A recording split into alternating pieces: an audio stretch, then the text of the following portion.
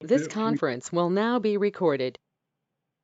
Okay, do we have a second? Second. Thank you, Commissioner Lee. So let's do this by roll call vote. Commissioner Turner, how do you vote about going back into session?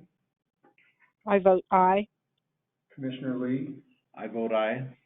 Commissioner Fox? I vote aye. Okay, and I also vote aye, so we are back in session. At that, I would like to ask Tim to read those written comments he had received, and let's get those into the tape here. Okay, go ahead. So the first three of these comments, can you guys hear me? Okay. Yeah. The first three comments are the ones which were in the original packet that made it in time before that went out. And then I do have two more which met the threshold timeline, but weren't part of the packet. All right. So the first one is from Michael and Jamie Radford, which states, "We are Michael and Jamie Radford. We are the property owners at 10 Bandelier Court, Sandia Park, New Mexico, 87047, Paco. Following are our thoughts and concerns over future development in this area by Campbell Ranch. We are vehemently opposed to any further development in this area. Paco and San Pedro Creek developments have a great deal of building sites that remain unsold. Already, there are water issues with the current usage. Further development will place everyone in this area in jeopardy for water availability. This could cause the value of the property currently developed to plummet. Further, the existing highway infrastructure will not adequately service another huge development. Why continue to expand when there is already many developed sites available? To allow the Campbell Ranch development is placing current residents of this area at great risk. Please prohibit this development." All right. The second one is from Elwood and Barbara Stone, which reads, "My wife and I purchased a home in Paco in December of 2018. We will not be able to attend the virtual meeting on September 28th. We are extremely concerned that the area is considering allowing the massive proposed development of the Campbell Ranch property. Water is a precious and scarce commodity in the East Mountains, and with the prolonged drought currently occurring, our long-term prospects for adequate water in the future are dim. The addition of an additional 4,000 homes will severely tax the water situation. If the Campbell Ranch development is allowed, the developer will gain tremendous financial benefits at the expense of the residents who will need water for generations to come. Unfortunately, previous experience suggests that developers seem to eventually win these battles. Once the developments are complete, the developer can take his money and run, with no regard for the consequences of rampant and unsustainable developments. We would hope that the persons entrusted to plan for long-term viability of the East Mountain communities would give precedence to the needs of the residents, rather than the short-sighted and self-serving desires of the developers." All right, so the third email is from Mr. Todd Amon, which reads, "Hello. Please do not allow Campbell Ranch to amend their plan and put homes on quarter-acre lots. My understanding is that current zoning has 60-acre lots. Water is scarce. Do not allow them to change a plan or build homes based on their belief that they will eventually secure water rights. They should secure water rights first. I own a 16-acre parcel in Santa Fe County, and my water usage is highly restricted. I don't see how development as they propose is consistent with the limits that Santa Fe County imposes on my property. Thank you." Okay. And these are the two comments which made it after the packets. The first one is by Ms. Sue Beffert. All right. "Dear Mr. Dvorak, I appreciate your prompt response to my inquiry this morning, as I only learned of the upcoming meeting regarding Campbell Ranch last evening. Because there will be no public admission to the council's meeting and only remote response, I would appreciate you forwarding my concerns to the mayor and council. Some may remember my 20-year participation in helping Edgewood with the very needy state funding. I prioritized Edgewood because it had limited financial means in which to build a self-sustaining quality community. I recognize the importance of maintaining the rural nature and affordability of your wonderful residents. I I sincerely wish that the council will consider the following serious issues. First and foremost is the scarcity of water in the East Mountain Basin. The water level in the aquifer has been dwindling for decades, and experts have warned against any future large developments or mass water projects. The state engineer, Entrinosa, and other suppliers have the expert details. The short as well as the long-term plans of Campbell Ranch are for a great number of quite small lots for high-density development. I assume that golf courses are still in the master plan. These facilities are huge water consumers. As you know, the Paco Golf Course is already directly across Highway 14. Adding hundreds of more vehicles to the two-lane highway will cause a significant safety concern. Both San Antonito Elementary and East Mountain High School are located right where these vehicles would be traveling. Highway 14 is also a major motorcycle and bicycle route to Madrid. There are no safety lanes for bicycles, who must ride on the narrow shoulder. To build a four-lane highway on this stretch would cost hundreds of millions of dollars. While Edgewood citizens would not directly be affected with the quality of life and safety issues, I know they value the rural integrity of the East Mountains, as well as affordable properties. There is an East Mountain Area Plan which stipulates that growth should respect the rural integrity of the East Mountains, insofar as growth is concerned. While authored many years ago, our forefathers had rural quality of life in mind. Albuquerqueans consider the East Mountains their last rural frontier. It is there for all New Mexico to enjoy. To allow this first toe in the water would truly be a sad day for all East Mountain residents, as well as all who enjoy touring through here. This kind of master plan would eventually lead to stoplights, large retail establishments, and a copy of the pattern of the high-density Coors and Rio Rancho area. Every time I drive on Highway 14, I am thankful of the beauty and rural integrity of the East Mountains, and I know your Edgewood citizens feel the same. I truly hope you will be hesitant to opening the floodgates to our joint communities. Respectfully submitted, retired State Senator Sue Wilson Beffords. And lastly, we have a comment from Mr. Rick Givler, which reads, City Planners, I am opposed to the revised development plan proposed by Campbell Ranch for their property located along the North 14 corridor.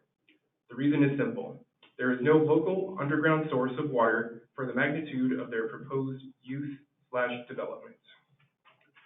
25 years ago, the Paco communities agreed to use outside water piped in from the Estancia Basin in order to gain approval for their project. At that time, the state engineer ruled that there was insufficient unallocated local water for that project. During the last 15 years, Bernalillo County has recorded the steady decline of the North 14 aquifer in the East Mountains. This relenting decline in the aquifer has been documented in several articles published in the Albuquerque Journal. Established homeowners in the East Mountains have seen their wells steadily recede with each passing year. Recently, Aquifer Science, a client of Campbell Ranch, has been denied water rights on the Campbell properties by the 2nd Judicial District Court in New Mexico. Despite what Campbell Ranch asserts in their development plan, there is insufficient in situ water for the scope of the proposed plan development. In addition to the very real concern regarding water is my objection to the sheer number of dwellings to be built. The mixed-use phase of the development can only be described as high density. This type of development does not belong in the East Mountains, and certainly not along the historic Turquoise Trail. East Mountain living is, and always has been, rural in nature. It is the reason that many have chosen to live in this special area. Campbell's development plan is not at all congruent with our existing and cherished way of life. Sincerely, Mr. Rick Gibler. Okay, thank you, Tim. So now what we're going to do is see if there are any folks who wanted to speak last night who were unable to, and get a little bit of testimony from them. But I have a couple of things here that have to do with the technology tonight that I want to read. And this is for the benefit of people who are connecting here remotely. If you anticipate that you could have trouble, you may want to get something to write with and write these things down. If you get disconnected, this may help you get reconnected If a particular platform isn't working for you, this is a way to connect in a different platform. So if you're going to use a link to GoToMeeting, the link is https://global.gotomeeting, that's one word with no spaces, .com/join/2587855509. Once you're there, connecting from either a computer or a smartphone, the session ID that you're looking for is 258-785-509. And the access code is the same as that ID. Okay? Now, if you successfully log in to that, we ask that you mute your microphone till you're asked to speak. And please leave your webcam off. It contributes a lot of traffic and sort of reduces how much bandwidth we have to work with. Also, people who encounter trouble, Tim, can they call you? Absolutely. In a dire emergency, like a tech emergency? Yes, Why don't you go ahead and give them the number for that? of course. That's going to be 505-249-8305. Again, that's 505-249-8305.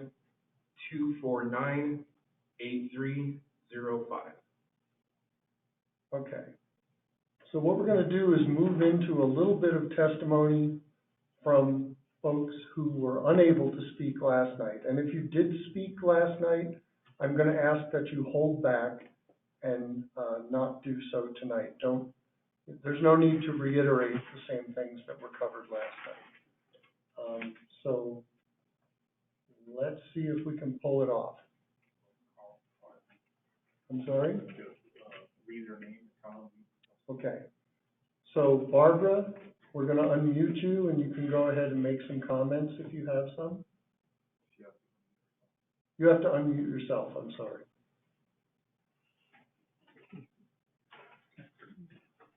Go ahead and push your mute button to unmute yourself if you want to speak.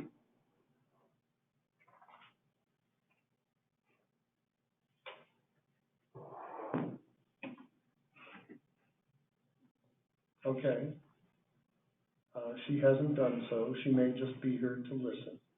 So we'll move to the next person. Are you ready, Jesus?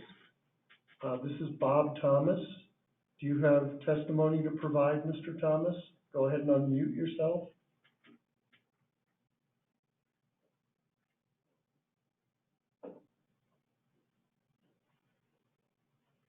Okay. We'll move to the next person. Mr. Roth, I think you spoke last night. Do you have additional comments to make? No, I spoke last night just expressing my opposition to allowing an exemption based on a master plan to the setbacks. I think the setback rules should stand.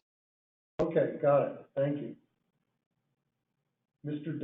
or Ms. Duncan, go ahead and unmute yourself and make any comments, provide testimony you need to provide.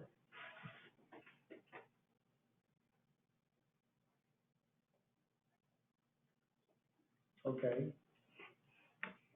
Hearing nothing, we'll move to the next person. Now, I don't have individual names for these folks. So all mute until you're unmuted. Do we hear a voice saying you're unmuted? Okay, go ahead. You're unmuted. Caller, do you want to make some comments? Do you want to provide testimony tonight? We've unmuted you.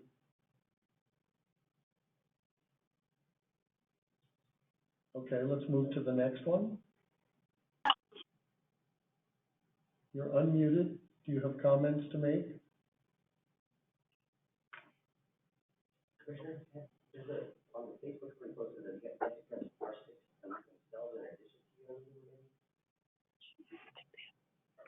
I believe that's how they manually unmute themselves.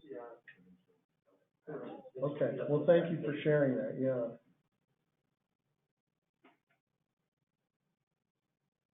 Yeah, I haven't seen that before. Okay, let's move to the next caller and see if, it could be folks are just here to listen, I don't know.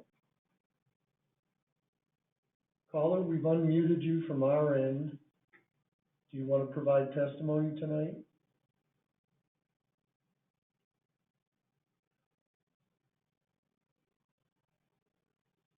Okay, let's try the next person. You're unmuted. Do you have testimony to provide tonight?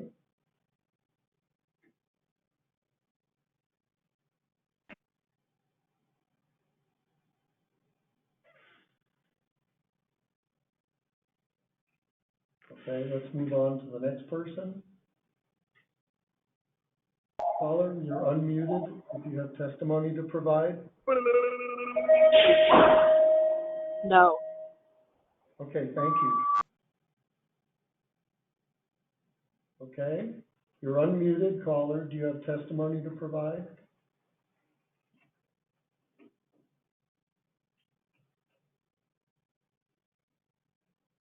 Okay, well, let's move to the next person. You're unmuted, caller. Do you want to provide testimony tonight?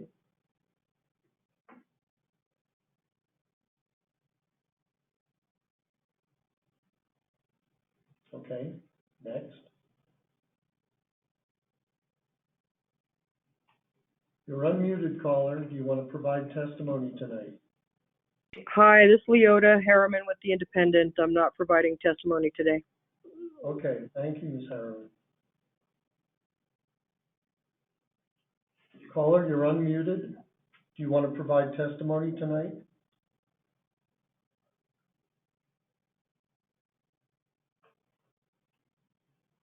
Okay, let's move on. You're unmuted, caller. Do you want to provide us testimony on this proposal tonight?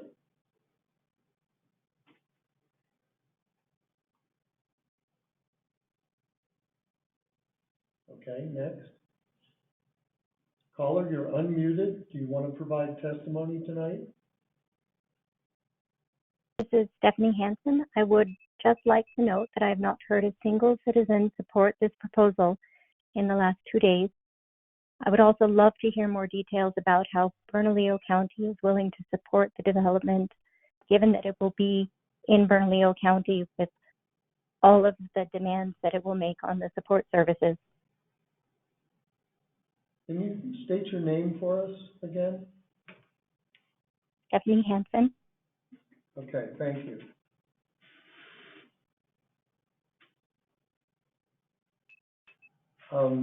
Does the applicant want to respond to that at all? No? Okay. Let's move to the next caller.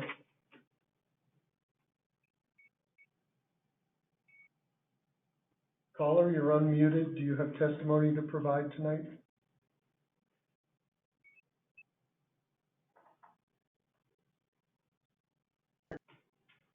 What's wrong with this picture? I'm sorry, can you repeat that?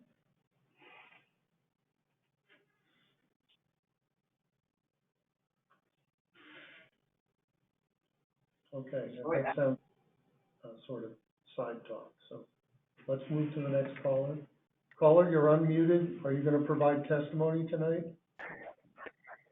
Hi, this is Rebecca Hartley, and I live in Cedar Crest, and I just want to note my opposition to this project. Our well has gone dry, our neighbors' wells are going dry, and the deep well protests showed that there is no water for this development. Okay, all right, thank you. Caller, you're unmuted. Are you going to provide testimony tonight?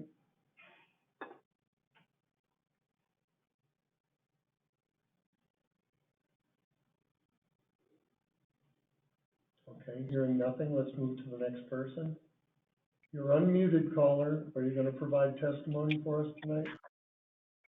Yes, I actually had not intended to call in. My name is Karen Kaiser. I'm an Edgewood resident.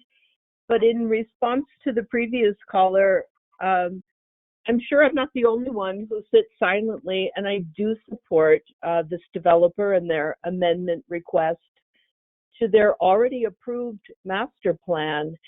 The changes that they seek, I think, are respectful and very responsive to how times have changed in the last 20 years.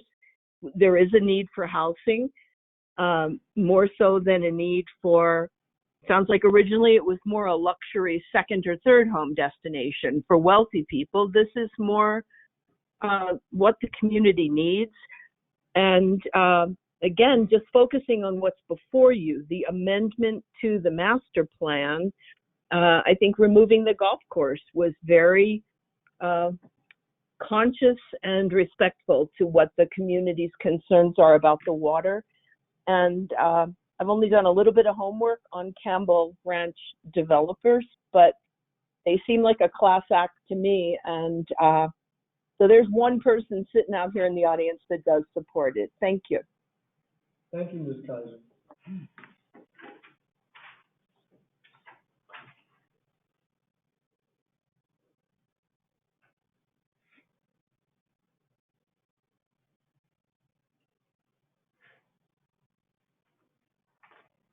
Is that caller gone, the one we're trying to unmute right now?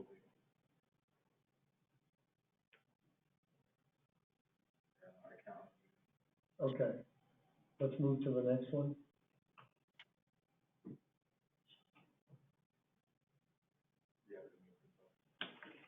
Caller, this is is it Sorge? Can you unmute yourself if you have testimony? Can you hear me? Yes.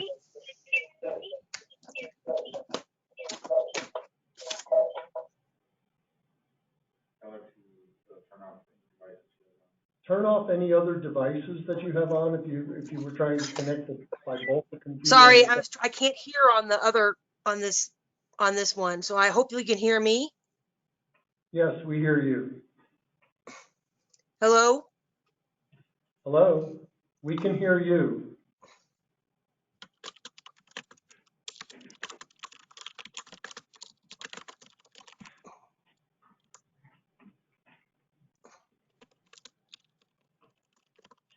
Okay, so you can hear me then? I want to basically state my opposition to this because I do not think that the water issues have been considered, but I also have a bigger issue with the fact that yesterday we could not hear what was going on at all, and that's a violation of the public meeting, and I really find that abhorrent that basically they just said too bad, and I still can't hear because right now I can't hear what you're saying. I just have to hope that you're hearing me because the only place I can hear is when I call in, and this doesn't work on a go-to meeting.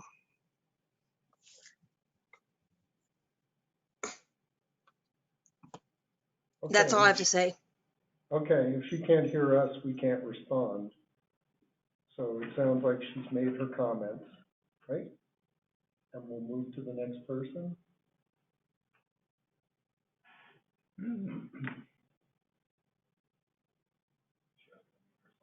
Ms. Hupperts, you're next. If you unmute yourself, you can provide testimony.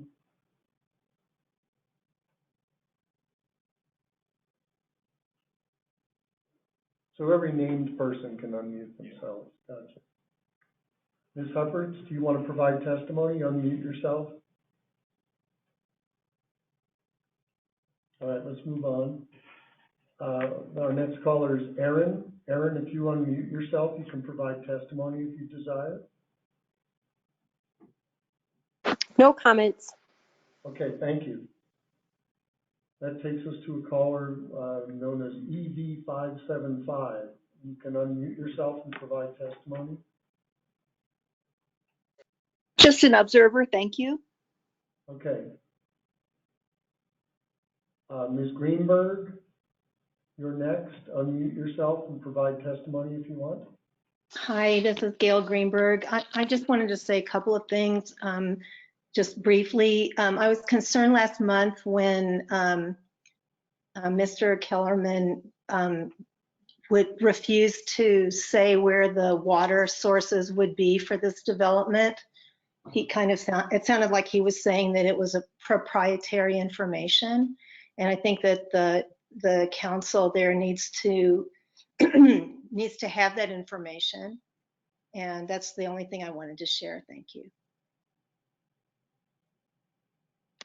Okay, I'm going to offer a comment on that. I'm guessing that information will become public at the time of subdivision. And right now, we're talking about changing the plan. Go ahead, Mr. Davis. That's correct. Okay. Go ahead. That's correct. Okay, Mr. Gately has responded that that's a correct impression. So what we're discussing in this proposal is changing the way the master plan is laid out within Campbell's borders. All other issues related to infrastructure and water, those will have to become public discussions at the time of subdivision, which is in the future. They can't build a thing until they get past that hurdle. Does that help?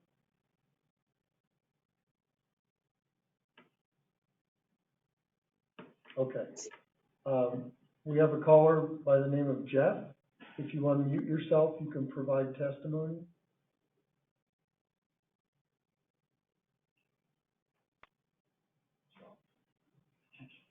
Okay. Hearing nothing, let's move to the next person. Harpers, go ahead and unmute if you wish to provide testimony.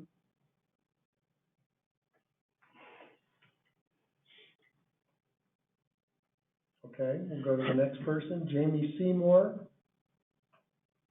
unmute if you want to provide testimony. All right. I'm with KRQE. I'm not going to be providing comment. Thanks. Okay. Janelle will skip over her. We know who she is. Jason Espinoza.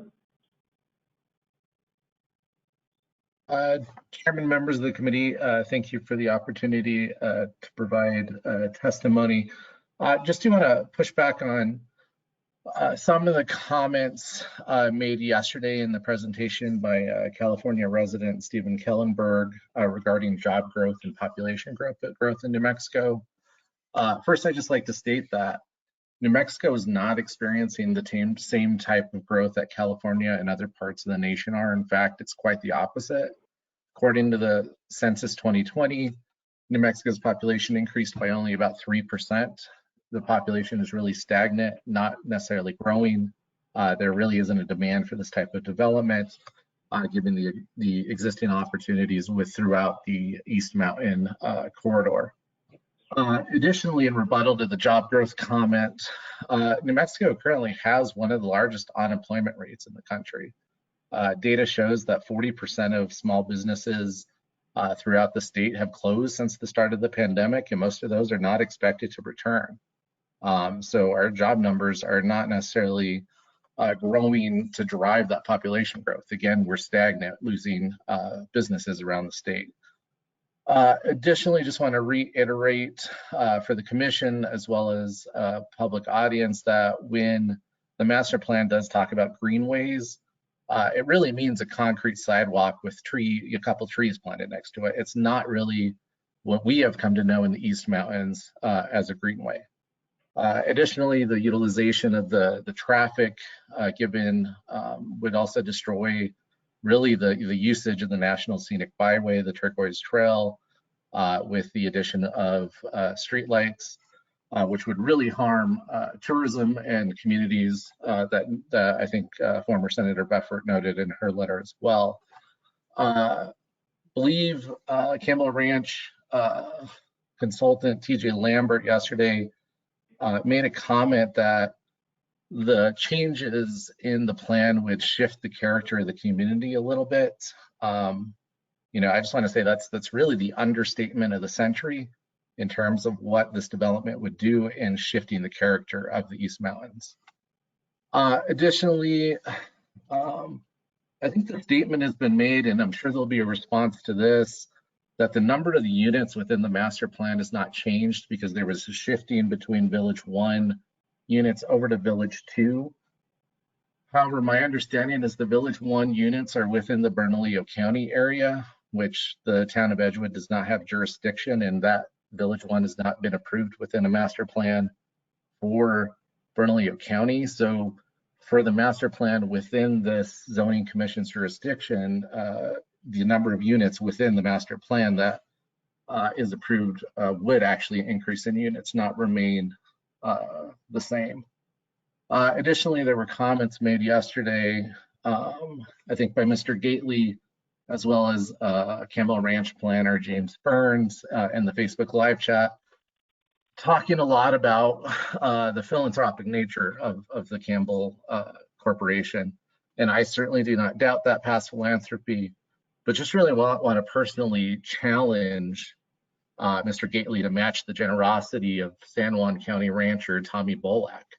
I don't know if folks were aware, Mr. Bolak owns B Square Ranch, a 12,500 acre property near Farmington. And earlier this month, Mr. Bolak actually donated 2 conservation easements encompassing his entire ranch to the New Mexico Land Conservancy. The easements would prevent the largest private owned property in San Juan County from ever being subdivided or undergoing large scale commercial or industrial development. You know, Mr. Bolak stated when he made that move, it was a way to preserve his father's and his own traditions of stewardship of the land and wildlife, and really just challenge Mr. Gately and others to leave a similar legacy here in the East Mountain that preserves our Western way of life rather than moving forward with these amendments that will really destroy our way of life here. This is really just a further Californication of New Mexico, and I urge you to fight for rural New Mexico and reject the proposed amendments from the Campbell Ranch. Thank you.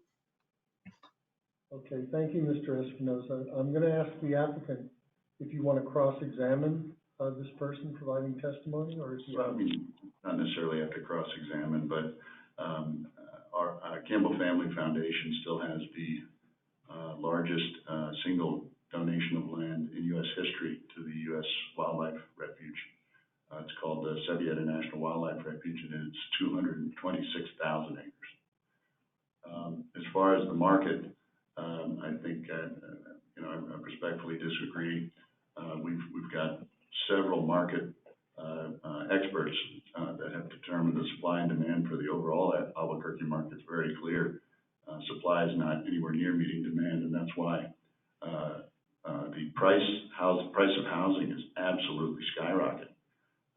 Further, Sandia Labs is the largest employer in the state of New Mexico, I believe, and it's certainly the largest employer in central New Mexico in the Albuquerque area.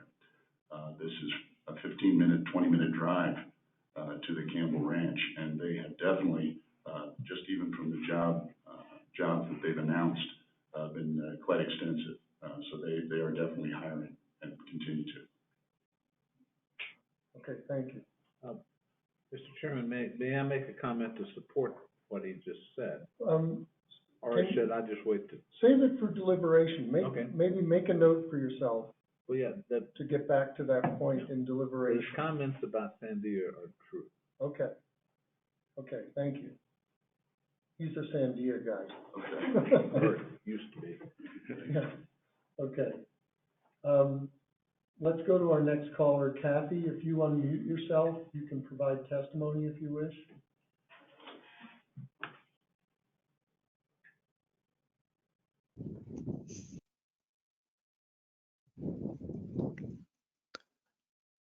I see Patrick E. has unmuted. Do you want to provide testimony? Thanks very much. Yeah, this is Patrick Eidenbichler. I'm an adjacent property owner. I agree with all the concerns expressed earlier yesterday and today, so no need for me to repeat them. I too am against approval of the Campbell Ranch Master Plan amendment. I do have one question though, and that is, could you please explain the process as to when and how the New Mexico State engineer will be involved in assessing the water availability for lots not being served by a water service company? Okay, so that's a question for the applicant. Is that something that you can explain? The process is basically a fairly simple one. The issues a well permit for individual lots on application. Okay. So you're saying that it'll be done lot by lot, so you build all the infrastructure and put up the 4,000 lots, and only after you start developing the area, the New Mexico State engineer would get involved. No, it's in the initial process. So before you create lots. That's been. So is it before any construction or development takes place, or after you put infrastructure in place and later? Before. Okay. That's been our experience in San Pedro Creek Estates, as well as San Pedro Overlook. Yeah, if that's okay. something And so, closer go ahead. to the subdivision and development process that's down the road. They can't build anything without proving that they have the water they need. And would the Planning and Zoning Committee in Edgewood be willing to commit to ensuring that this process step will take place? The process, absolutely. We have a subdivision ordinance that lays out all of the different steps that have to be followed. I appreciate that. Thank you. A process called development review that will look at all of the factors involved. Thank you. Okay. Let's move on to TJ Lambert. I'm good. Go ahead. You're good? Is that what you said? Yep. Okay, thank you. We have one more caller. We've unmuted you if you want to provide testimony. Yes, this is Lauren Kairis, Kairis. So beyond the water issues, the issue itself is the appropriateness of the development for this area, not the development itself. Okay, I could see in an urban area, this development would make sense, maybe Albuquerque or somewhere else. But to establish such a plan here changes the fabric of this community. And I also have an issue with the setbacks. So in terms of moving the setbacks, changing, you're going to have poorly defined averages. And I think that's a mistake to go forward and approve this, since we should have well-defined limits to developments. Okay. Is that something the applicant would like to address or no? I mean, I again respectfully disagree. I don't think that sort of piecemeal development, kind of haphazard, that takes away all of the, the visual backdrops, developing across the mountains and so on. I don't think, I don't think that adds to the value or the character. And since we were respectful that on 8,000 acres, the existing underlying A2 zoning was 1 unit per 2 acres. We didn't even ask for an increase going through this entire planning process, which I think will benefit everyone in the community in the long run. Steve, well, and you don't even have well-defined commercial areas for this development. I mean, you're saying, oh yeah, we're going to have some commercial space. I think it's wrong to allow for a development like this when we don't even have clear guidelines of what you're trying to plan here. Are you going to plan a gas station right there, or what's the purpose of this commercial space? So I can jump in here regarding this. First of all, the setbacks. The fact is that the average lot size is not changing. I mean, the average lot size really becomes the determinant of what occurs on a particular plot, and the setbacks just allow flexibility to really do some more creative kind of cluster and greenway types of development. The fact that in some areas the homes are a little closer together, in some areas they're farther apart, doesn't really change the overall impact of the project on the surrounding community. It just allows us to create more interesting open space systems within the within the neighborhood. So at least that's the theory.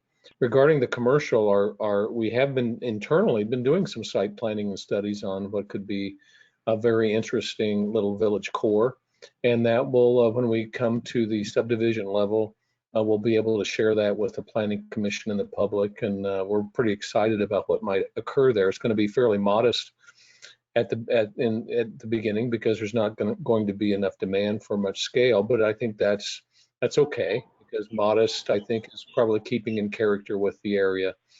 But it will provide some local services for both the residents and for people in the surrounding community. What sort of services are we talking about? Well, initially we're thinking of some food and beverage, maybe a little, grocery store or a little, market. But we're going to need some childcare, services in there. We're thinking of maybe an event space so people could have some weddings, and when the community could get together, and gather, but nothing really of significant scale, at least in the immediate or near or midterm. There's plenty of picnic tables in the national forest nearby where people can gather and have picnics. That's one thing. And another thing regarding the determinant, I know you're saying we don't need to have a determinant here, but it just sounds like you're getting really creative here into not defining what you're going to develop. So maybe you can cram more into this space. Well, we really can't cram more into it because the fundamental the development plan restricts the amount of units and land use that we can put in. I mean, everything we're talking about in this submission does not increase the amount of density or housing in any of the zoning categories. It just merely allows us to craft it in a little bit more interesting and creative way. We have grocery stores nearby in Cedar Crest.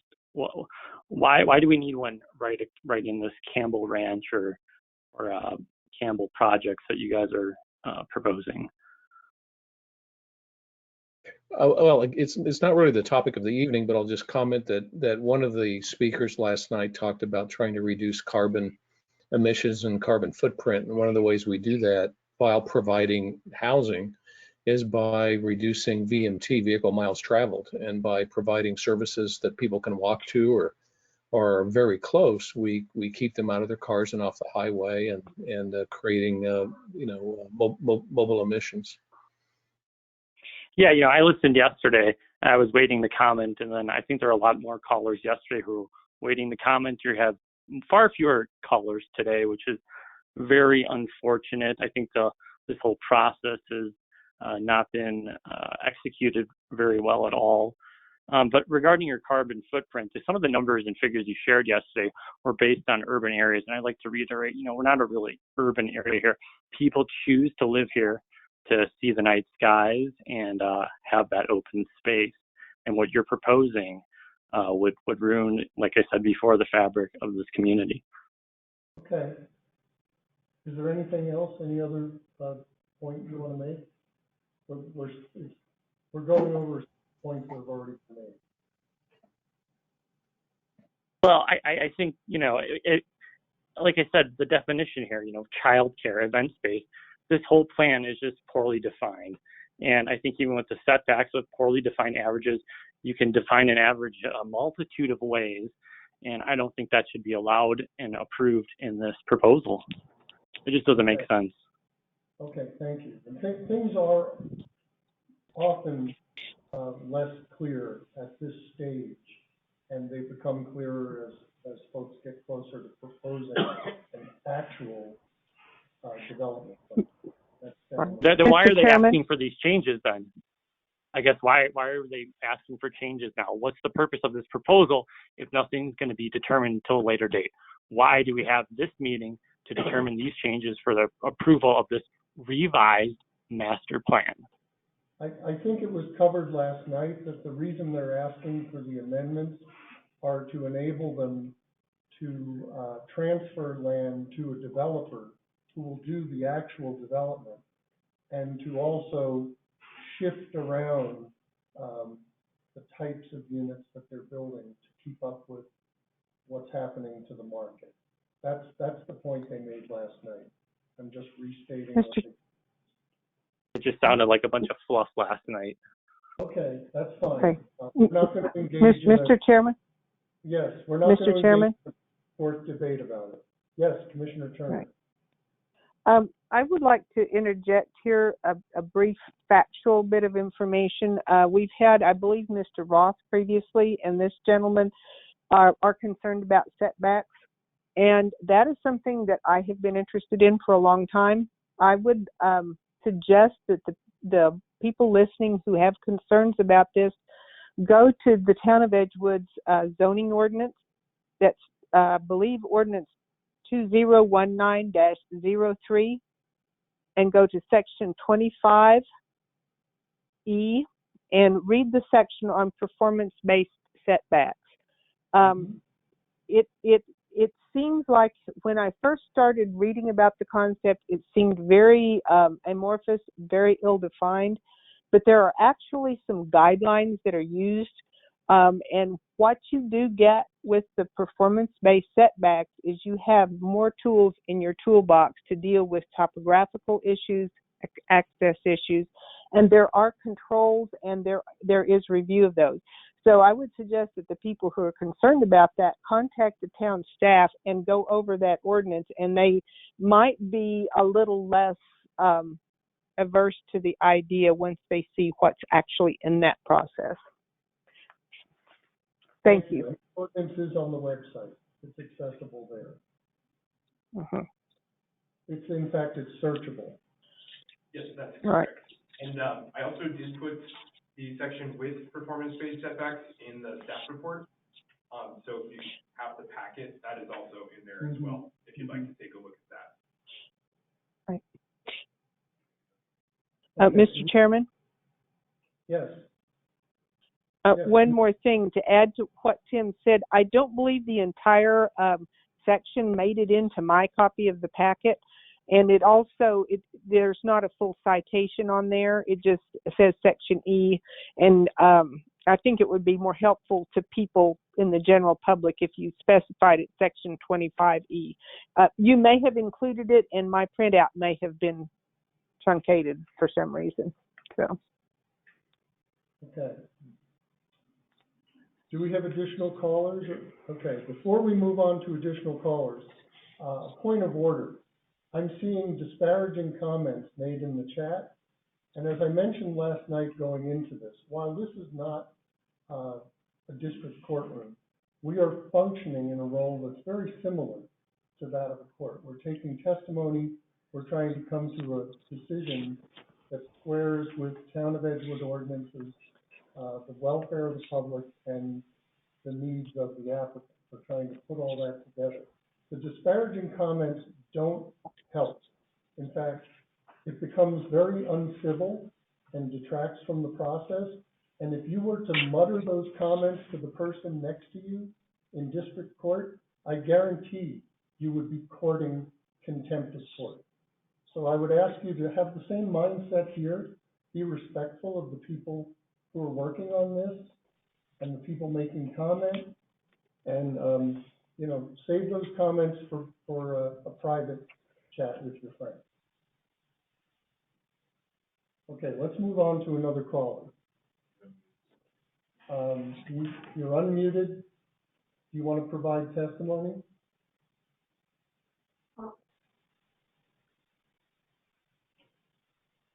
Okay, hearing nothing, we'll move to the next person.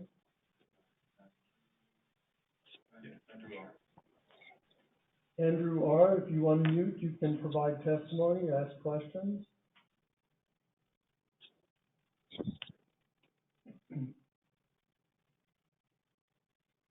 Okay, hearing nothing, we'll move on.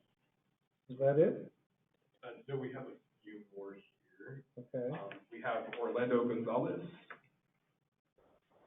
Orlando Gonzalez, if you unmute, you can provide testimony or ask a question. No comment at this time. All right, thank you. We also have Tanya. Tanya, do you wish to provide testimony or make a comment or ask a question? No, I'm good. Thanks. Okay, thank you. Anyone else? And we also have Tyler. Okay, Tyler Beggar, is it? If you unmute, you can provide testimony or ask a question.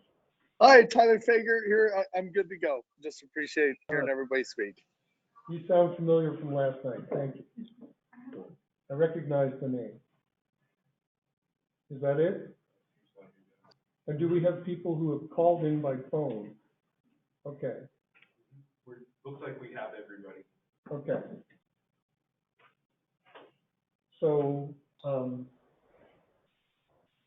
what I'm going to do now, we've doubled back to additional testimony, really to be responsive to comments that we got, from people who said, this is unfair, this is a violation of the Open Meetings Act. And it's striking that some of the people who made that accusation had the same trouble tonight.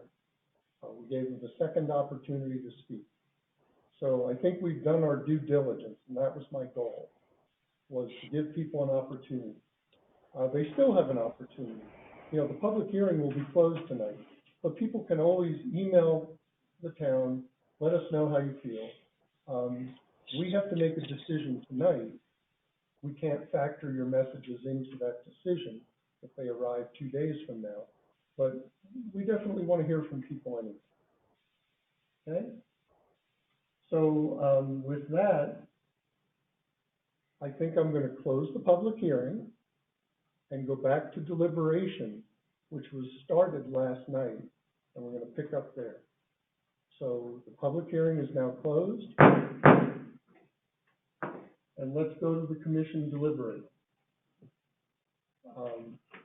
I think one of the things that's going to help this process is some of the language last night that we found problematic has been wordsmithed a bit, that makes it much, much clearer. Things having to do with waivers and the selling of 50+ acres to a developer. I think I will just read that part into the record. Is that okay? Yeah, I think it's useful to have there. So where we were looking at something last night that said, transferring ownership of 50 acres or more, and there would be an exemption, that preliminary plat and final plat would be done at the same time. And this was trying to accommodate the fact that the Edgewood subdivision ordinance it's really silent on an issue like this. And I guess I would venture to say it's something that was not anticipated. So I think what the applicant has tried to do is find the best way to do what they're trying to do within the existing ordinance. And the language was just not clear enough for us to get what they were talking about and feel confident about it. So today, what we have in front of us is the following. In addition to the standard Town of Edgewood subdivision and platting process, Campbell Ranch will utilize a bulk plat process solely for transferring large tracts of property. The bulk plat process applies to a subdivision of 50 acres or more, which does not require infrastructure improvements until future subdivision or site plans are prepared. The intent of the bulk land subdivision is to, now these are bullet points. 1, facilitate the zoning of master plan developments. 2, dedicate the right-of-way. 3, grant easements, and those will be for utilities and roads. 4, convey land to intermediaries. A project of this size, as we heard last night, they don't develop it themselves. There's a whole team of people that contributes to that. And you may have one person developing part of one village while somebody's working on part of another village. As utilized in Campbell Ranch, the bulk plat process may employ the, quote, expedited process, close quote, for plat processing, though such a process does not vest development rights. If you buy 78 acres, it does not come with a guarantee that you can do with it what you plan to do, what you hope to do. The original purchaser of a bulk plat from Campbell Ranch is exempt from the 24-month restriction on re-subdivision for additional plat processing. The Town of Edgewood ordinance has a restriction where someone who subdivides cannot then turn around 5 months later and subdivide again. Okay? That's to protect the Town of Edgewood against serial subdivisions. We also have, I don't know if it's still in the ordinance regarding paving, that if you develop 60 lots or more, you have to pave. And in the old days, when I was on council, 2006 to 2010, I can tell you that we had developers who would build 59 homes, and they would come back a year and a half later and propose to build 59 homes, and it was detrimental to the community. There was one subdivision I was involved in where we actually hung them on the fact that naming your first 59 homes, you know, Sierra Madre, and naming your next 59 Cielo Azul, or that's a real name, not intended. Any fictitious name will do. If it's the same developer doing that and they do it in series, that is not the intent of the ordinance. That's cheating the intent of the ordinance. And this 24-month restriction is the same thing. But for a bulk plat like this, that's overseen by a master developer in a master plan, we are not concerned about that, potentially. So the request from Campbell is that we exempt their developers from that restriction because they will oversee that. Okay? So that's an important piece that was wordsmithed, what, probably 3 o'clock in the morning last night? I'm asking our attorney. Or it came to you guys in a dream? Actually, they did a lot of hard work on it today with the applicant to get this in a more comprehensible form. And I really appreciate it. So did other commissioners get that? Okay. Yes, Mr. Chairman, I received an email with the text Perfect. prior There to were the meeting. other changes in here. The changes to their initial request have now been marked out in red.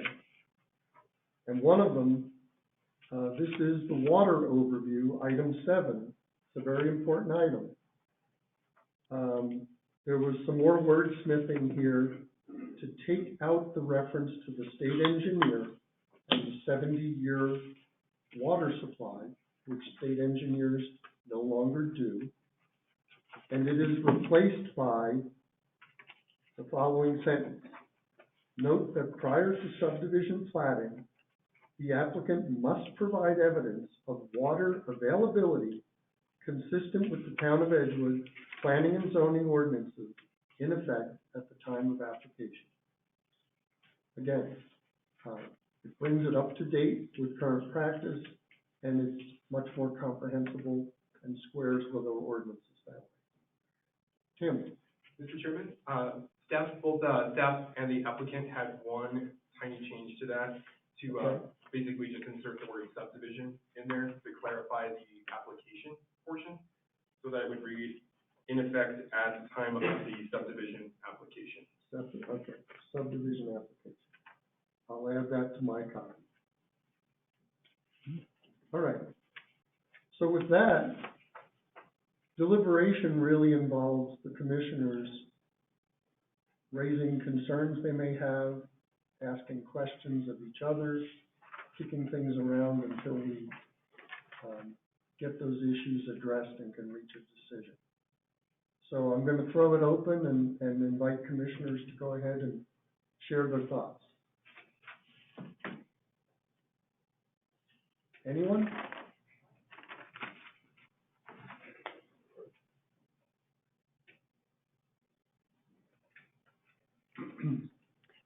Actually, I had a question for the applicant. It came up among us. What is a rear load concept?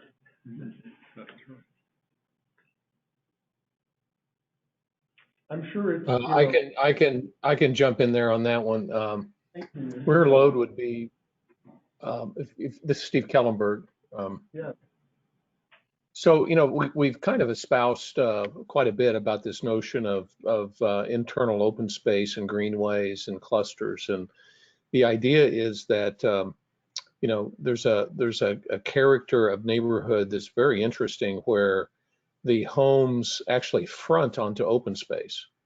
In other words, instead of the houses fronting onto a street, they front onto open space. And the idea is you walk out your front door into a garden. And then you walk down the Paseo to a park and down to the village core and down to the sidewalk cafe. And so the whole orientation of the housing in a particular neighborhood is really towards open space and neighbor to neighbor interaction rather than towards cars and streets and parking. And so it's a type of neighborhood that we want to explore in our first phase. It's probably more appropriate in some of the smaller lot areas, but rear loaded means that the garage, the access to the garage is on the rear of the house rather than on the front of the house, and the front of the house faces towards open space. So when we say rear loaded, that's the concept we're describing. Okay, thank you. And was it you, Commissioner Fox, who had the same question I had? Yeah. What does that mean? Yeah. Okay, that's helpful. All right.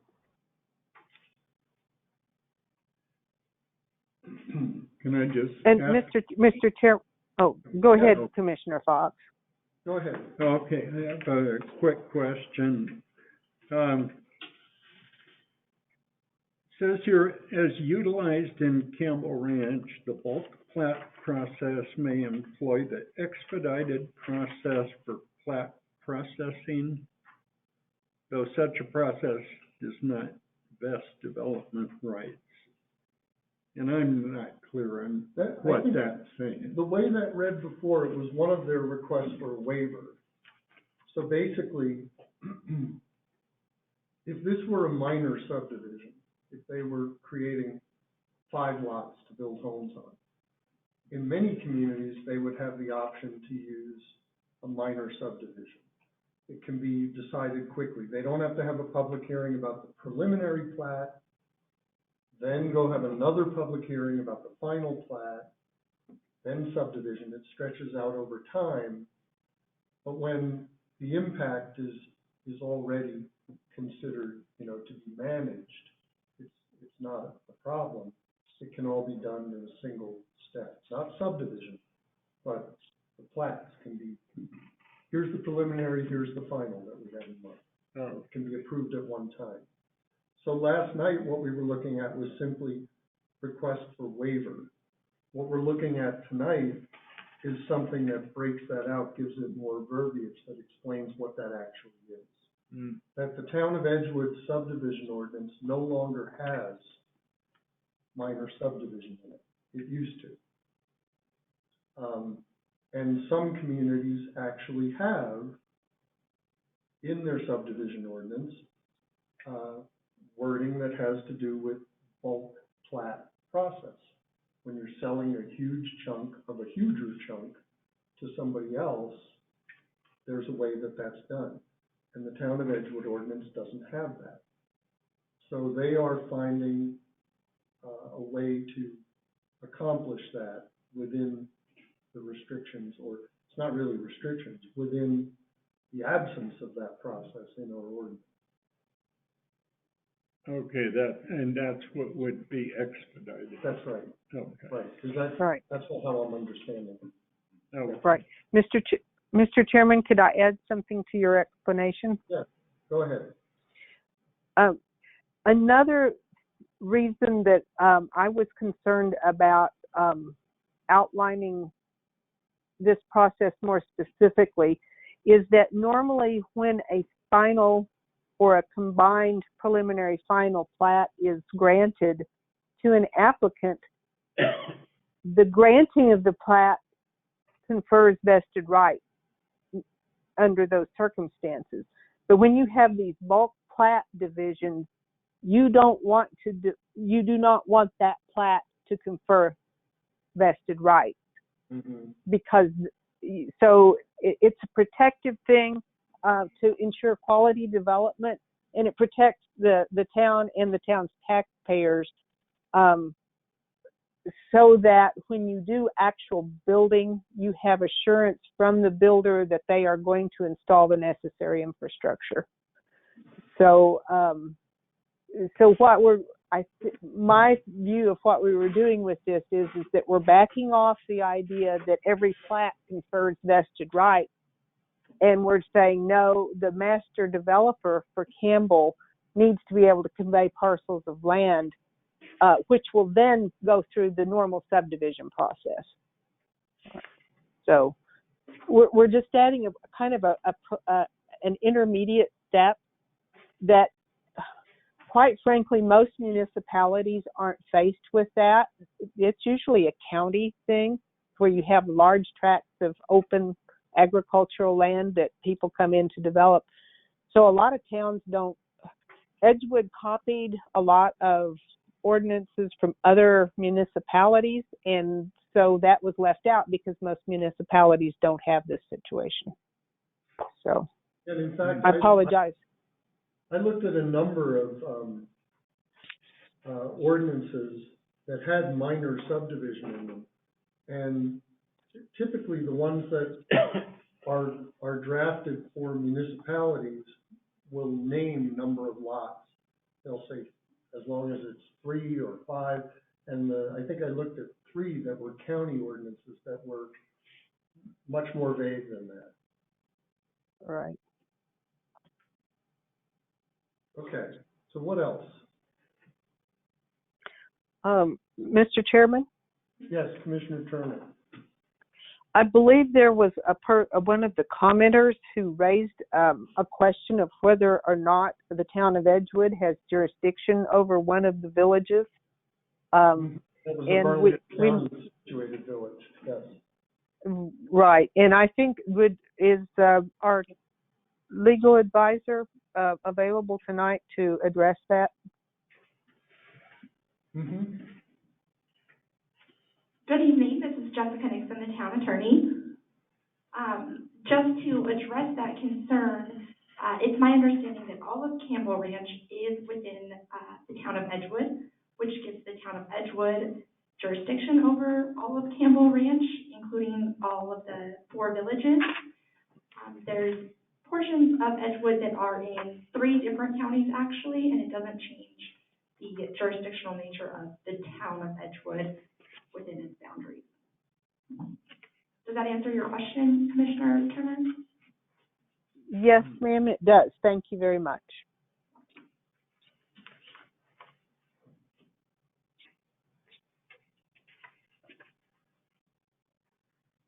Okay, other discussion?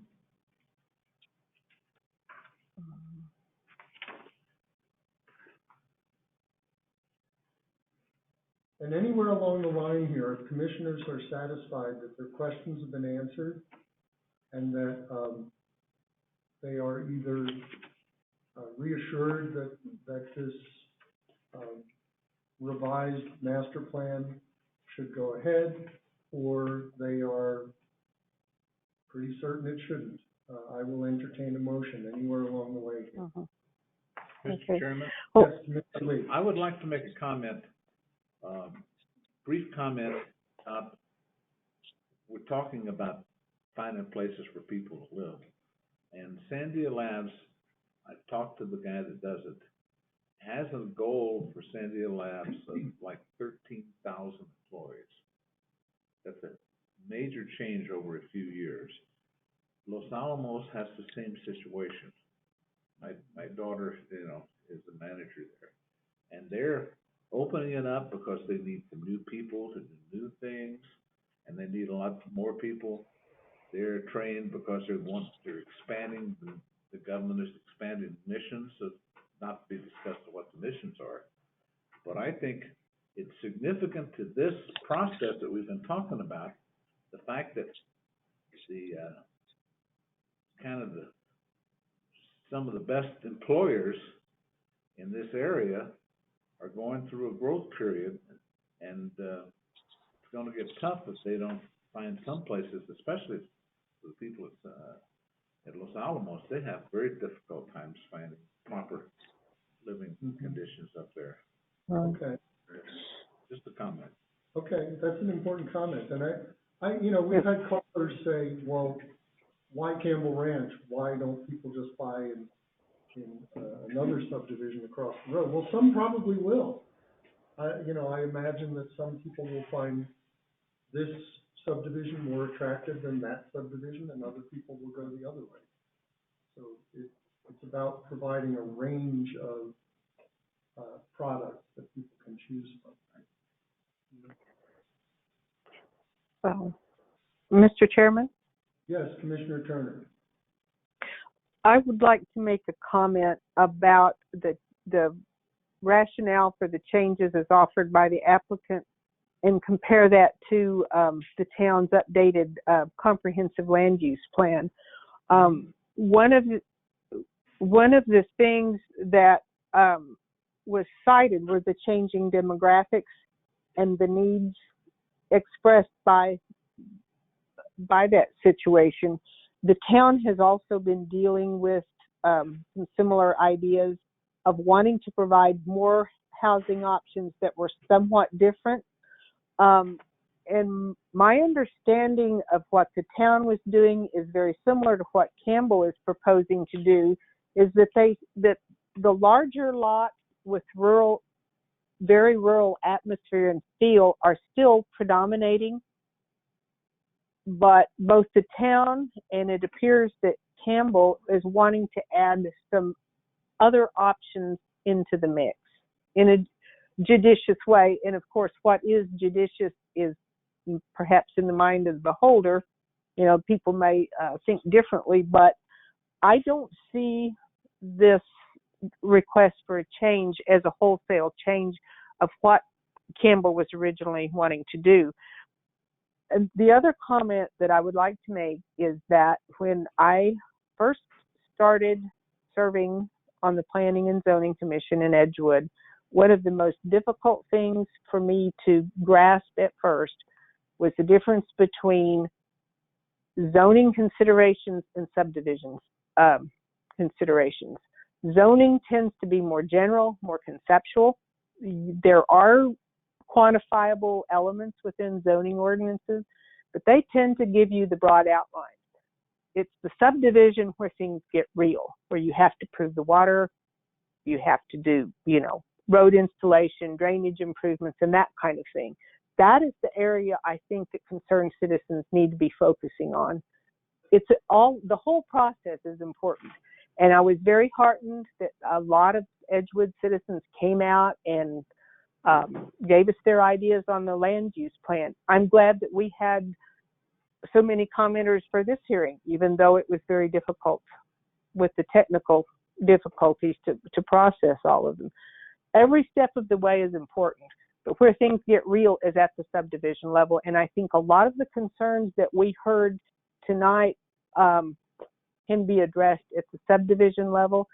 And I would like to say, for those who simply do not like the Campbell Ranch master plan, that ship sailed decades ago, unfortunately for them. Well, I don't want to put a qualifier on that, but that's been decided. The master plan has been approved. It's been approved for a long time, and we're not in a position to derail that. And I have no desire to do so, but that's not our brief here tonight. The applicant has come to us. They need to make some changes in order to move forward. They have provided, I think, testimony that is clear that they are cognizant of the demographic changes that need to be taken into account. And I think they've been willing to talk with people about what they want to do. So I think that this proposal is consistent with the town of Edgewood's comprehensive land use plan. I think the wordsmithing tonight makes it consistent with the existing town land use ordinances. And the clarification on the water issue, I think, wraps it up for me. There really are no changes in densities. And I appreciate the concerns about setbacks, but I think when people who have expressed concern learn more about how performance-based setbacks actually work in the real world, they may find that it's not as daunting as it first appears. So I appreciate very much the staff's efforts on clearing up and clarifying that language in the change. So I think at this point I'm ready to move forward if the consensus of the other commissioners falls in line with that. My questions are all answered, and I agree. The changed wording is it's head and shoulders above what we were looking at last night. Right? I think it's a huge help. And the comprehensive plan comments are very apropos.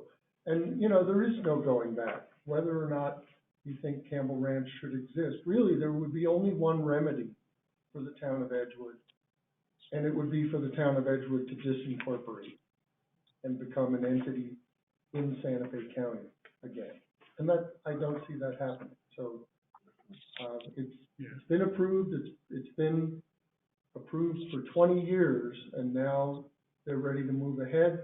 And maybe the thing to do is work together on it and make sure it moves ahead the right way. So with that, whenever anybody's ready, I'll entertain a motion to either approve or disapprove. Mr. Chairman, could I have one more go at one thing? Would you, could you ask Tim to read again the changes, read them into the record, because I believe he said that the applicant had made one small change, and that I didn't, the audio wasn't totally clear to me. So if he would read that again into the record. Yeah, it's adding the word subdivision in a strategic place. Just after okay. The changes, Commissioner Turner. How about just read them all into the record one more time to make sure it's clear? Okay. Excellent. Not a problem.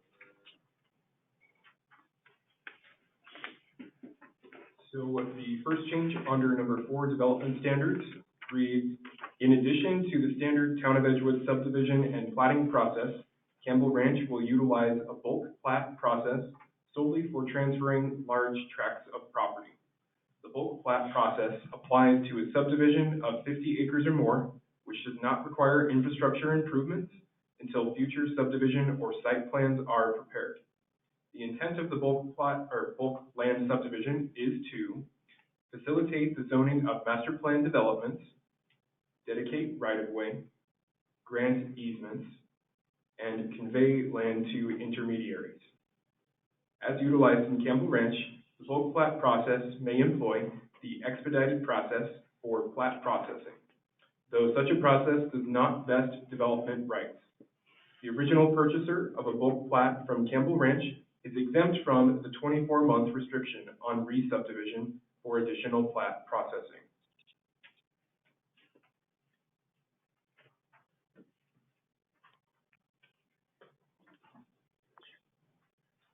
And would you also, Tim, read in the water verbiage again? Read it. I was just flipping pages here, but we got that there. So under number 7, water overview, we have the change at the end. The applicant must provide evidence of water availability consistent with the Town of Edgewood planning and zoning ordinances in effect at the time of the subdivision application. And subdivision was the extra added word that we put in there for clarification.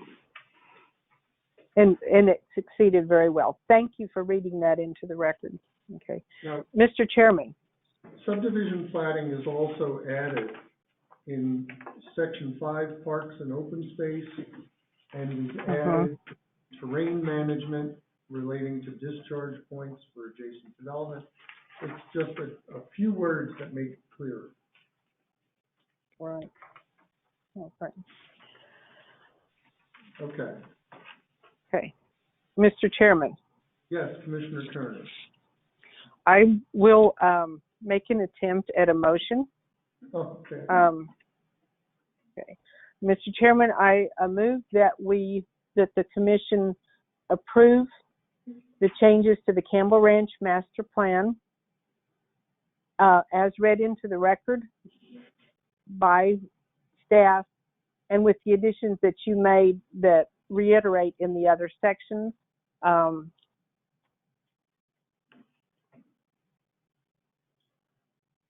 Do we need to outline which sections the reiterations appeared in? I don't know. I see our attorney is shaking her head no. I don't think that's necessary. They're very clear. Okay.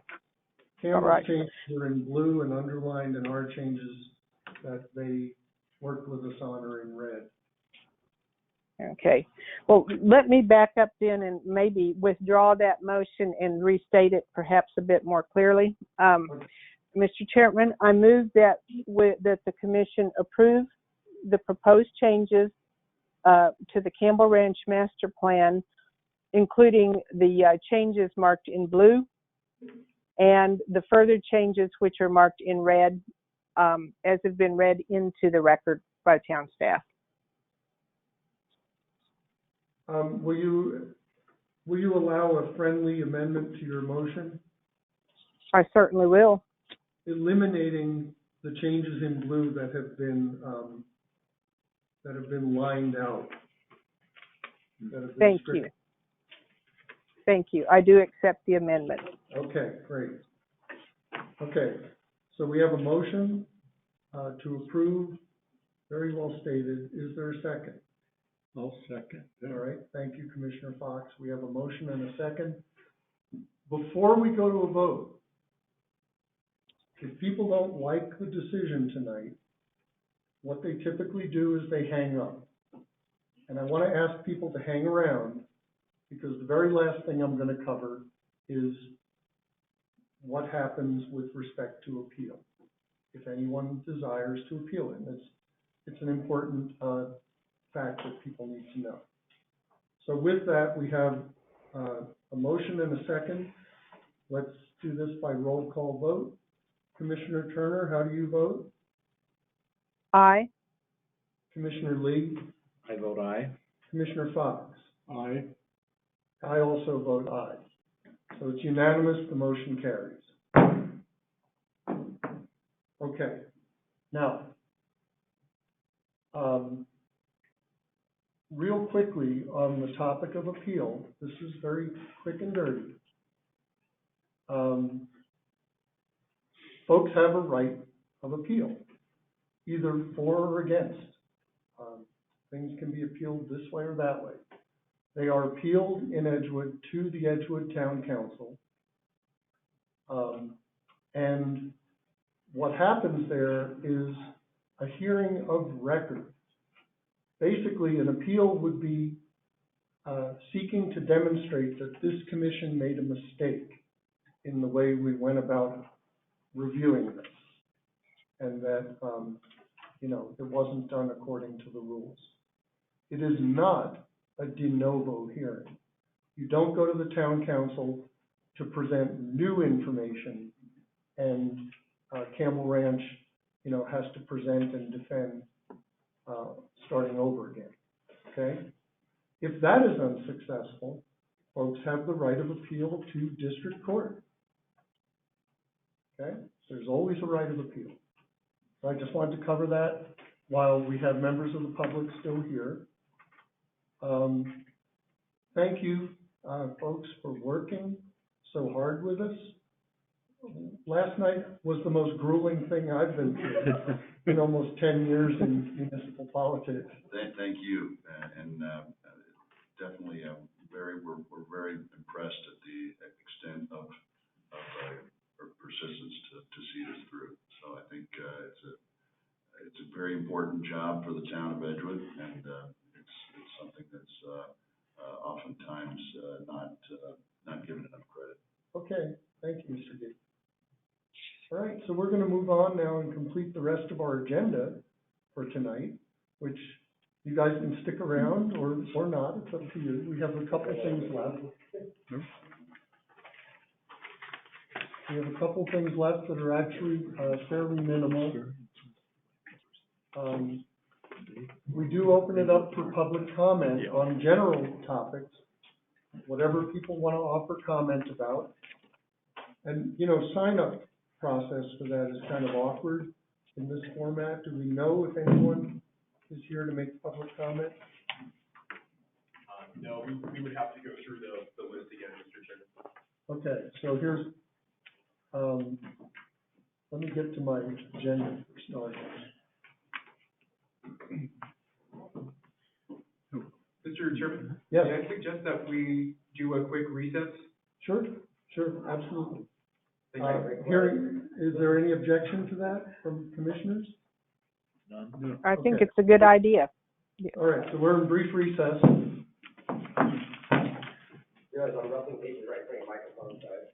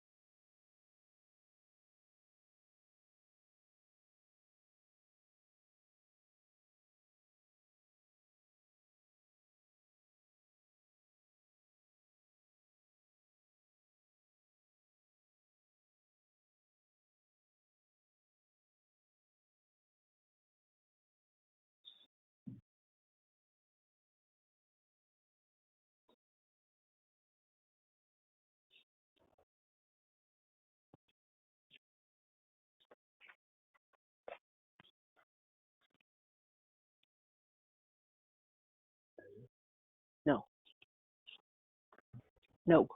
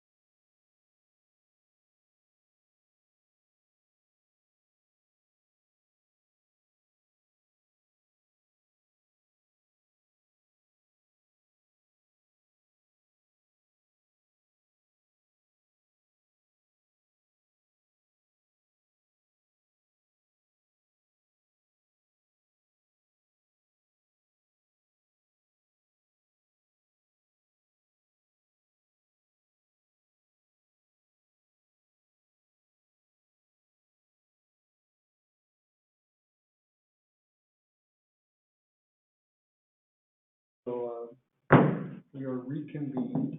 And your question, Commissioner Fox, I won't be surprised if there's an appeal. No. We'll see how it plays out. I think this group, I appreciate all of the patience and all the steps we went through. We really did our due diligence to get this right. And the next hurdle is subdivision for them and water. That's not avoidable. But we can't rule against them because we're concerned about something that they might face 2 years from now. That's true. That's right. Okay. So the next part of our agenda is item 5, public comment. Do we have anyone to make public comment? And I don't know how we would do this except to unmute everyone. Mr. Chair, I'm Jason Espinoza. I'd like to make. Say that again, please.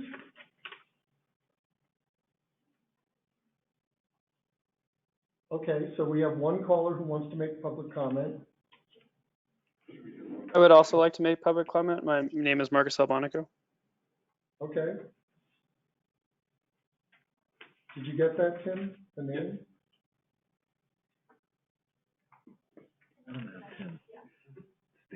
Let's do this. Can we unmute the whole crowd and just say one at a time? Anybody who wants to make public comment, state your name. Let's try that.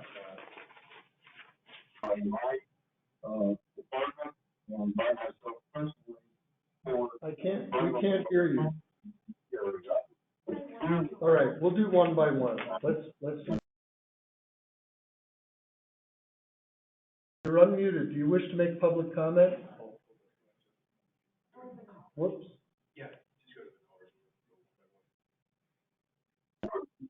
You're unmuted. Do you wish to make public comment?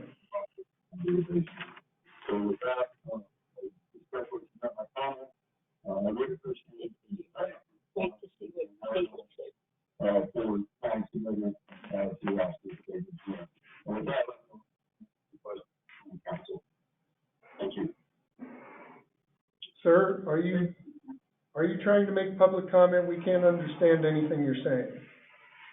No.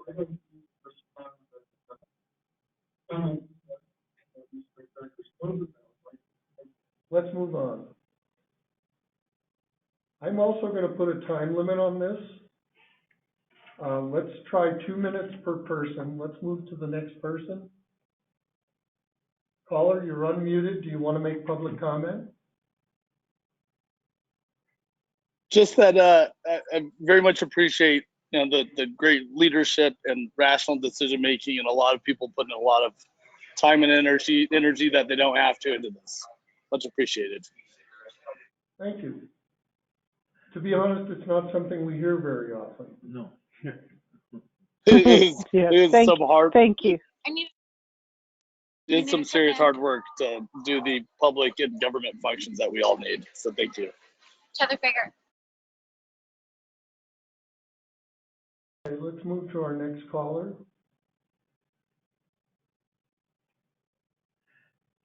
You're unmuted. Do you want to make public comment?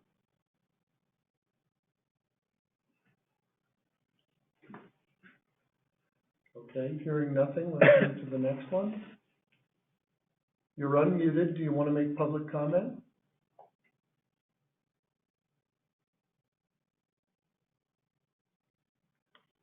Okay, let's move on.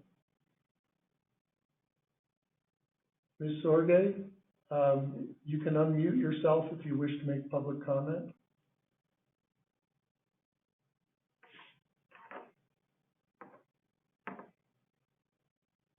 Okay, move on. Mr. Espinoza, do you want to unmute and make public comment? Mr. Chairman, members of the commission, Jason Espinoza, thank you for the opportunity to make public comment. I'm just going to follow up on a couple of the comments just to make sure that we all have the correct information. I pulled up on the edgewood-nm.gov website the boundary map post-annexation for the city of Edgewood. And based on the map here, the town of Edgewood does not go west of Highway 14. And I believe that I think we're all in agreement there. But just do want to make a note that in the Campbell Ranch Master Plan document, it does include in attachment 3, executive summary, section C, under the village planning concept, Village 1, which is west of La Madera, which is west of Highway 14, which is in the unincorporated Bernalillo County area. So that would be outside the town of Edgewood jurisdiction. So I just want to make clarification about that, because there were a couple questions, and I think Ms. Nixon said that all 4 villages were within the town of Edgewood. That is incorrect. Village 1 is west of La Madera and not within the town of Edgewood, which would mean, since they're moving dwelling units from Village 1, which is not approved by the county, into Village 2, that the villages under the jurisdiction of the town of Edgewood are seeing a net increase in dwelling units. Additionally, there was an article in Santa Fe, New Mexican that quotes that a section called Village 1 has been put on hold, is under Bernalillo County's jurisdiction, and in turn, it's more stringent development rules. So just wanted to make sure that we're on the same page, that Village 1 is not within the town of Edgewood. Just to make that clarification, because Ms. Nixon said the opposite. Thank you. Mr. Chairman, if I may. Yes, go ahead. This is Jessica Nixon, the town attorney, and Mr. Espinoza is absolutely correct. The Village 1 is not within the boundaries of the town of Edgewood. However, that doesn't change the subdivision process that Campbell Ranch will have to go through when they are ready to develop that. So I apologize for my error and speaking and saying that Village 1 was in the town of Edgewood when it is not. Okay, good. Let's move on. Mr. Albanico, if you unmute, you can make public comment if you wish. Yeah, hi, thanks for the opportunity. Initially, just some apologies. I couldn't join this meeting until 15 minutes ago because it was rescheduled last night at midnight, and the only parties that were asked about the rescheduling time were the applicants and the commissioners. And so I had something in my schedule already. Can somebody just give me an update on what the decision that was made by the commission was tonight, and what the legal rewording specifically was, and what waivers were granted to the applicant? The decision was to approve their request with some wording changes that make it clearer. Rather than filling the places in our ordinance where our ordinance is silent on some of what they wanted to do, we actually changed their wording, working together with them so that it's clear. Tim, is there a way you can get something up on the web that this gentleman can look at? Absolutely. Or even email it to him? Certainly. Would that be sufficient for you, Mr. Albanico? Yeah, maybe just like it's not honestly that complicated of a section, I think, but I'm curious what the wording was with respect to the 50-acre exemption specifically. There's more than one exemption relating to what are called bulk tracts or bulk plats. And in the wording that our town staff worked on today with Campbell, instead of just saying, expedited process for 50 acres, we actually spell it out in 2 paragraphs and 4 bullet points. Okay, great. Yeah, I'd love to read that, and I assume that'll be in the meeting minutes on your website. Yep. Okay, so then my kind of 2 broader comments then. The first one is, I guess they're both kind of questions to the commission and to the community broadly. The first one is there any concept of a statute of limitations on decisions that were made in the early 2000s that would allow for current resident and public input on the project more broadly? For a little bit of context, I grew up in the East Mountains. I've lived here my whole life. I was 13 years old when the decision was made to approve this project initially. I was a child. Now I'm a 32-year-old homeowner in the East Mountains, and I have context, input, and concerns that have matured much more than the massively outdated and out-of-touch Campbell Ranch project. And I'm just wondering what the commission's and the public's thoughts are on whether it's appropriate to be moving forward with a project that is 20 years old at this point? And the second question that I have is, it's been made clear that this is not the appropriate venue, at least the quasi-judicial hearing that was had yesterday into today was not the appropriate venue for the public to provide input on the project more broadly. When is the appropriate time for concerned parties to raise those concerns on this matter in general? For example, water concerns, and not just specifically related to the specific detailed steps that are laid out for the next developments. General public comment is the appropriate place to do that, either the town council or both. But my understanding is that this general public comment has no bearing on the council's decision making, and so the decision making going forward will not bear general comments and will not.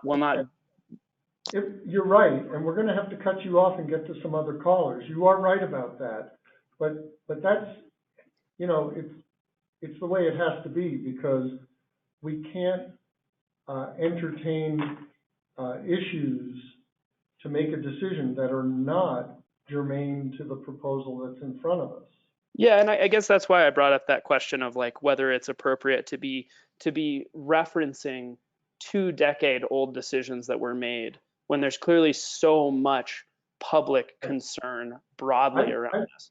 I would also point out that you might be surprised to know just how many platted large tracts there are in the East Mountains that have nothing on them, but that doesn't mean they don't exist.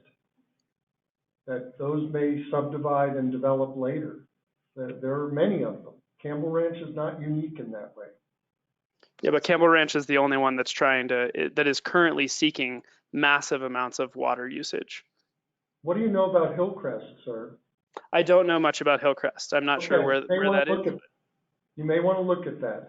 Yeah, and I mean, we can play the game of like bringing up alternative examples, but that doesn't necessarily exempt this question of whether it is appropriate to be referencing 20-year-old decisions in the current context of our understanding of our water situation, a 20-year drought that did not exist in the early 2000s, and also our understanding that has been massively updated about our climate change situation.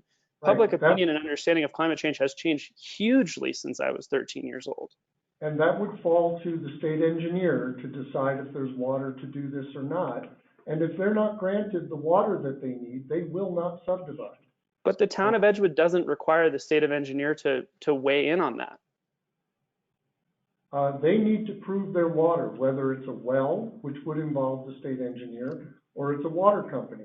But sir, what I'm trying to get at is there is no mechanism for the town of Edgewood to say, you know, this has kind of festered for 20 years and we've decided it's a bad idea. Let's unapprove their master plan. Yeah, and I appreciate that, and I understand that you can't go back on, you know, you can't go back on your word from 20 years ago. I guess maybe what I would say to have a little bit more of a forward-looking perspective on this is that perhaps the town of Edgewood should consider and should push for an idea of a statute of limitations, so that developments that get approved today and in 20 years, we're not in the same situation where we have no ability to reconcile a difference of opinion over the course of multiple decades. Okay, thank you. Thank you. Yeah, Mr. Chairman. Yes, Commissioner Turner. I realize that we're spending a lot of time, but I think this gentleman is raising issues that a lot of other people have raised, and I would like to make a couple of suggestions. Earlier in the meeting, and I don't know if he was able to join us earlier, I pointed out the fact that most counties and municipalities have comprehensive land use plans, and those land use plans typically do not have the enforcement. They're conceptual, they're advisory documents, but those land use plans feed into the formation of ordinances. I have heard people suggest at some point that we do something with master plans similar to what happens at subdivision, which is that subdivisions have a sunset clause, basically, which says that if you are granted a subdivision but you don't make progress, then you don't get the final plat if you don't install things. Some people have said that maybe with master plans, we should have a mandatory period of review if no progress is made. And this has come out of the fact that Edgewood has we have 3 approved master plans. We have a lot of land that is zoned master plan that has no plan. And so maybe this is a place where the town of Edgewood could benefit from the input of citizens, not just from Edgewood, but from our extraterritorial jurisdiction. And very often I have been to town meetings when the governing body was considering changes to the ordinance, and we have a very small number of people who show up time and again. And I think that any jurisdiction benefits from a wider variety of viewpoints being represented in a discussion. So I would encourage this gentleman to stay engaged. Yeah, and real quickly, I would add that comprehensive land use plans are typically updated every 5 years, and the town of Edgewood, under a previous administration, managed to go 10 without touching theirs. And I'm not aware of any concerned citizen who came forward and said, this comprehensive plan is important, let's get it updated. It just languished, and we did it, what was it now, 2 years ago, a year and a half ago? We finally got one in place. So people need to stay involved, or things just fall through the cracks. Yeah, and I think that is true. And I also do just want to respond a little bit that, I do think that there is a public responsibility to be engaged and to be plugged in and to stay involved. And I also think that public representatives are elected sometimes, and public staff are hired to do that job and be the first layer of kind of oversight for the public interest. And the only time you really have massive public input coming in is when the public generally thinks that their representatives and the staff are not doing as much as we would hope that they could do. And I understand that there are limitations and there are processes around that. And I guess my appeal is that as we move forward, and as you guys, as representatives of the public, move forward and continue on in your day-to-day engagement with these policies, that you engender mechanisms so that when public input is brought up, we don't feel like we're handcuffed because the statutes are what they are, and public input no longer has any bearing. At that point, it's too late. One last thought. Are you aware of what happens in Edgewood in January 2022? No, I am not. The town council will be dissolved and replaced by a town commission. There are 5 people running for commission, most of them unopposed. Most of them, and then they'll be putting a city manager in place. The whole system of government changes. And whether or not this body will still exist is a question. So there will be a sweeping change to Edgewood's government a few months away. So stay alert. Will do. Many thanks for hearing my comments. Okay. Thank you. Thank you, sir. You have a good evening. And Mr. Chairman, if I may. Yes. This is Jessica Nixon, the town attorney. For those of you who are curious, the town council, and at this time, for the next few months, as Commissioner Felton just pointed out, meets the second and fourth Wednesday of every month. Those meetings are available publicly and usually through this same type of forum. And we encourage everyone to join and offer their comments if they would like to see the governing body take action on a specific issue, such as a statute of limitations for master plans. Absolutely. Thank you. All right. Who do we have next? Is that Sue Ann? If you unmute, you can make comment.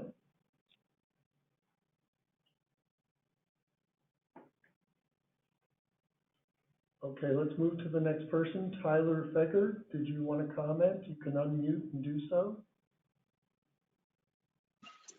No, again, just appreciate everybody's volunteer work and time and effort into this. Thank you. Okay, thank you. Tyler Hamilton, you can unmute and offer some comments if you wish.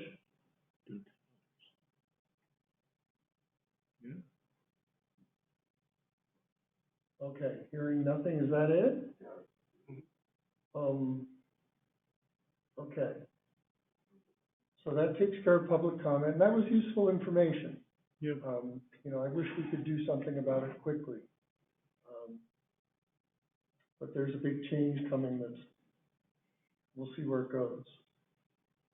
So that brings us to item 6, matters from commissioners. Anybody have anything tonight? Mr. Chairman, Yes, Commissioner Turner. I would like to thank you, Tim Dvorak and Ms. Nixon, our legal advisor, for your hard work in keeping things on track. This was a difficult public hearing. It attracted a lot of interest, and I want to thank you for your hard work and recognize and let you know how much I appreciate the backup. Okay, thank you. I don't have anything in particular. I would just share that I don't think my own position, since I serve at the pleasure of the mayor, I don't think my own position here will continue beyond a few more weeks. And I'm kind of feeling out a good transition point. I'm committed to not leaving any loose ends hanging, that if we approve someone subdividing their property to build a second home for the parents, I'm referencing some of the things we've actually done here. My goal is to get that finished, get everything signed off, and then choose an exit point. I seriously doubt come January that my position here will be continued.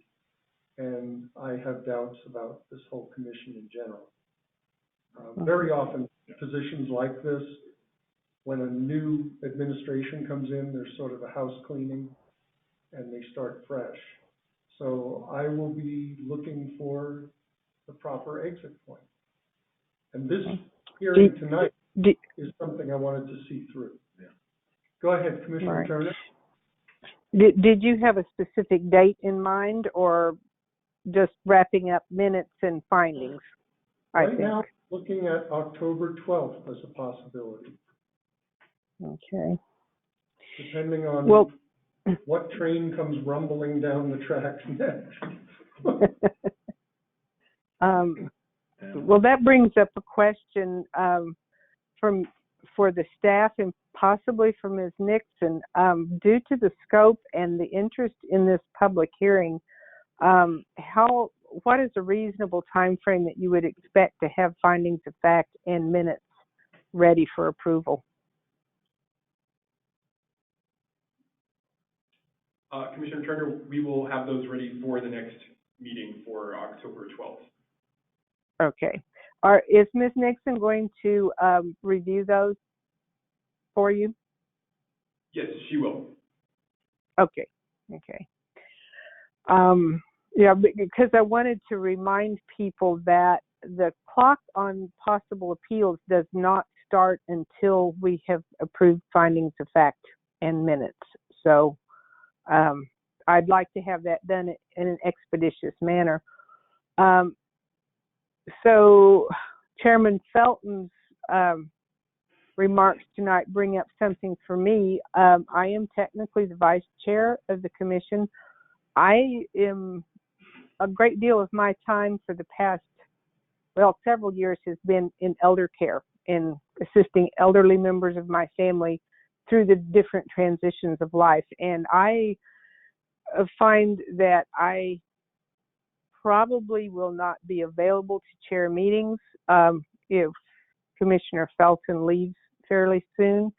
so I think that throws open to Commissioners Lee and Fox what their plans are with this. And I would remind people that our terms technically expired in December of last year, and no action has been taken by the governing body to resolve the situation. And I find I'm at a point in my personal life when I don't feel that I can be a fully contributing member of the commission for very much longer. So. Got it. And you know, where you started is kind of where I am too, with finding the right time. That there's a date, but then there's also the workflow that right. I am committed to not leaving loose ends. Right. Well, I'm at the point where I'm kind of committed to, if circumstances permit, to being able to approve minutes and findings of fact so that the applicant and possible challengers have, you know, a point to go off of. Right. But I am reluctant to undertake any more things that would stretch, you know, right, stretch into yet another public hearing and then a subsequent approval of findings of fact. So I think we probably need maybe some advice from the staff on what their calendar is, and some thoughts from the other commissioners, the other two commissioners, of what their thinking is. So. Okay. And you know, if other commissioners are not willing to share that or in a position to do that tonight, that's right. fine. Just put it in the back that's of your right. mind and thought. Yeah. Should we move on then to matters from staff? Okay. All right. Well, first I would just definitely like to say that it has been an honor working with all of you, and you guys have been such an instrumental part of this community and helping people get land decisions in a timely and very efficient and proper manner. And it's been fantastic to work with all of you in that capacity, and we really, really appreciate that. And I totally understand the position that you're in right now, and that times are changing, so I don't begrudge that at all, and we will make do with what we can make do with. We do have a couple of applications on the horizon, which would not be eligible for the 12th, but we do have a subdivision application, a replat application, and potentially a zone change application. So those are the three main things right now. There might be more at the time, but we'll just have to kind of see what documents and applications come. Okay.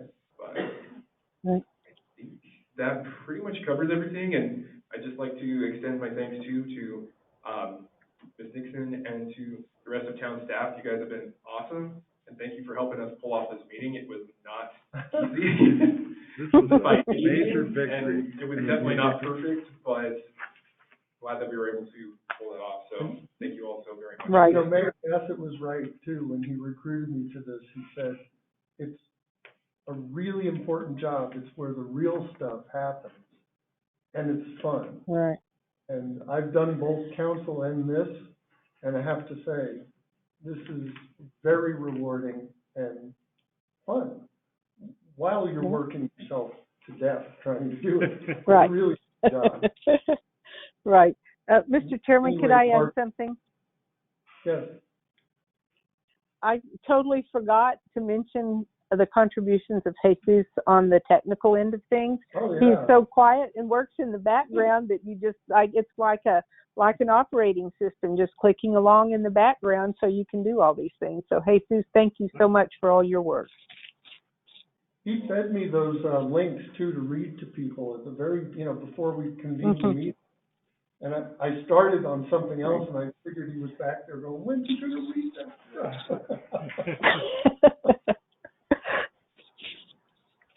Yeah, it's been a great ride, really. And we'll see what happens. I will suggest that maybe it's time for council to get used to doing land use. Yeah. Yep. That's a possibility. But I did want to reiterate that with my travel schedule, if Chairman Felton decides that it's when he decides it's appropriate time for him to leave, I do not have the technical ability, the technical backup. I don't have the hardware to chair a meeting remotely, and I going to my mom's house quite a bit, so I won't be in town to work from the council chambers. So the commission might want to take that into consideration when making your own plans. So. Okay. Yeah. Well, that was a downer. Yeah. I'm also sorry I brought it up, but it's like sorry, not sorry. It's gonna happen. Yeah. I really expect that I'll be removed if I stick around until January. So it's a matter of not leaving anybody hanging. So that takes us to calendar review. Mr. Chairman, Yes. I would like to request that I be allowed to dismiss because I have, that's right. I've got early departures staring me down. And you got dragged over the coals last night till the wee hours. You don't need it again tonight. Oh, yeah. Yeah. We'll have a safe Okay, trip. we'll dismiss you, Commissioner Lee. Have a good trip. Oh, I hope so. Yeah. Right. Next couple of months could be fun or it could be just utter disaster. That's life. Right. All right. We'll see you soon. All right. So with that calendar update and future agenda items, it looks minimal.